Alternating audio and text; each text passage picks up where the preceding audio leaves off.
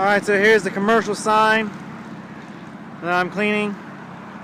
They want the brick around this sign clean, but yet they don't want to make sure that no damage is getting done to the sign.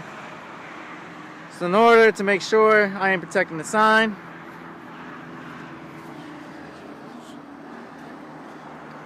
right here is the other side.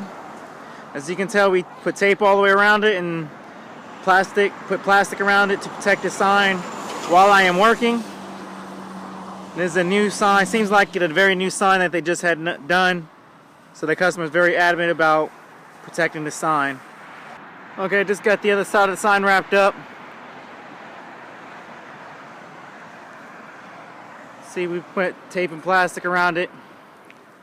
This way we can ensure that we can clean the brick and then nothing happens to this sign. Okay, just finished up the pressure washing.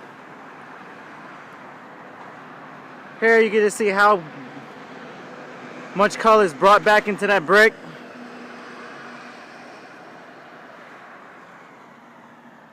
Down here at the bottom was the worst. To the other side. These columns were quite dirty.